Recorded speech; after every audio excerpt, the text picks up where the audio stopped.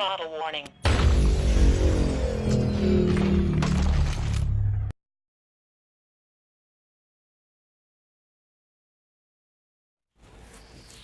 What's up YouTube, it's the Frequent Flyer, and I'd like to welcome you guys back to my RC Chop Shop.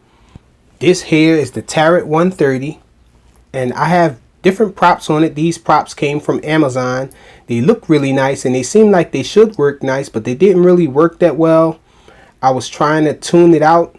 I was thinking maybe it was the tune, and I adjusted the PIDs the best of my ability, and I did get it to hover nicely, but it just doesn't have power and stuff. Just not the power that it had with the original blades that it had on it. These are the props that come with it here. They're a little lighter, a little smaller. I guess it's easier for these motors here to spin them up. Can spin them faster and change speeds faster with it, so it's more responsive with those props. But I think it's because of these motors only being 4,000 kV. This is a 3S model. It doesn't even take off if you put a 2S battery on it. But I'm thinking that it would probably do better if I had more powerful motors on this thing. I was thinking about going to 1106, 7500 kV, but I decided not to do that because I had an Ishii model that was a bust that I had to dismantle, and I was thinking about using those spare parts from that model for this. And so these are 12 amp ESCs, and these motors are not really, well, these are 75 kV motors here. This thing only has 6 amp ESCs and 4,000 kV motors. So that's where I'm at with it. With this Chop Shop, we're going to upgrade the Tarot 130. Okay, so I got the top plate pretty much dismantled here. So we're going to try to get this out of here. Power lead. Now also, since I'm going in on this one, this power lead here is going to go to XT30. And also, looking at the rear of the board here, on the bottom, this was a Free Sky model. I was running FR Sky, but I took that receiver and used it for something else. But I took this connector here, so now I'm wondering if this model actually supports DSMX. So I'm going to solder these wires up to one of my DSMX satellite receivers, and I'm guessing it's probably the middle one. If it is a spot for a satellite receiver on this board, it'll probably be the middle one. So I'll try the middle one there with this socket and plug here and see if we can get DSMX running on this thing. And it's just these 3 wires here that I'm just going to be soldering on each ESC, and then I'm going to plug it up to Betaflight and make sure that the motor directions are correct. And I might have to go into BL Heli Suite to reverse the motors, because I'm not sure how, I don't remember how I can do it in Betaflight. I'm pretty sure you can do it in Betaflight in a CLI function, but I know definitely that I can do this in BL Heli Suite. So let's get started. Okay, so I did end up using these 1106 motors for more power for this thing. And as you can see, I use this blue heat shrink tubing because that was the only color that I had that fit these ESCs. Still the 12 amp ESCs, I just switched to these 1106 8000 kV motors for more power. These came from my Cortex RC Tiny 90, in case you guys were wondering. And so this thing is coming out awesome so far. Okay, so this is the final results here. Looks pretty awesome, if you ask me. These here are the King Kong 110 GT spare props. I don't know if these are 2.5 inch props, but they're pretty cool. They fit on here, so I got them on here. I swapped out the JST connector for this XT30 here. I did plug this up on Betaflight and updated it to the newest version of Betaflight So it's running the latest. I think it's 3.1.7 or something like that.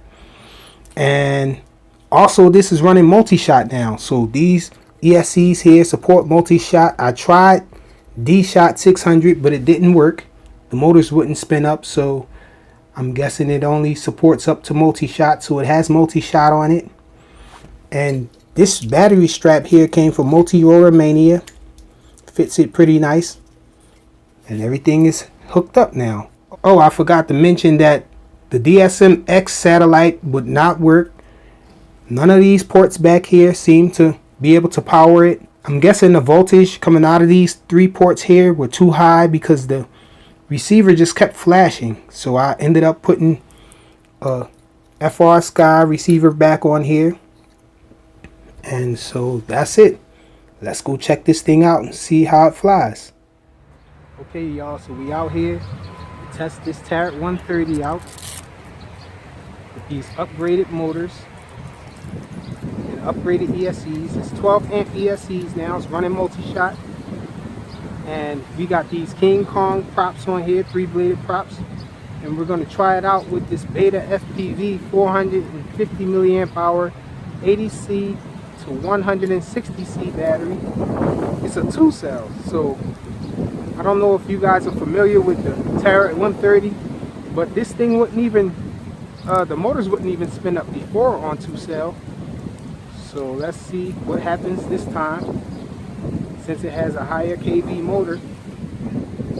Hopefully the motors will spin up now. We're just going to do some line of sight with it. Check it out. So the buzzer's working apparently. And that's because I didn't have the Tyrannus on. So now let's see if this thing takes off. So the motors are spinning. And it does take off with 2S, guys. So right off, let's do a quick punch out with 2S. Wow. So it has a pretty nice punch out on 2S now.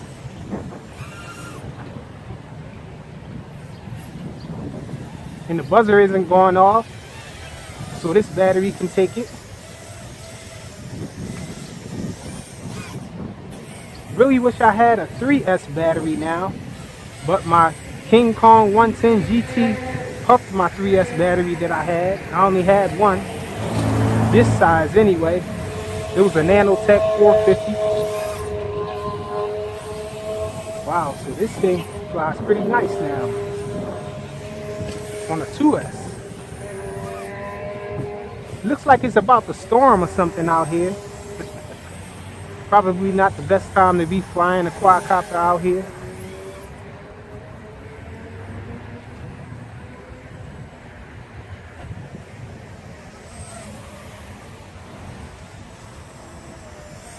So it flies pretty nice though.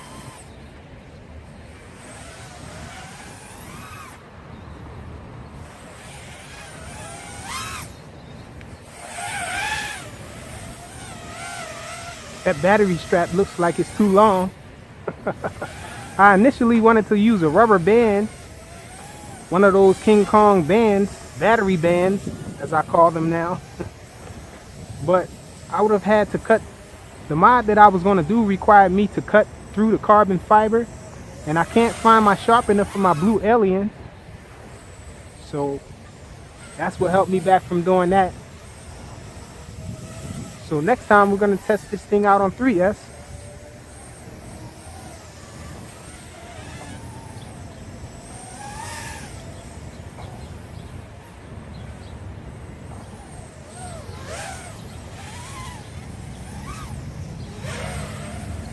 Yeah, so this thing is going to be a beast on 3S, I'm guessing.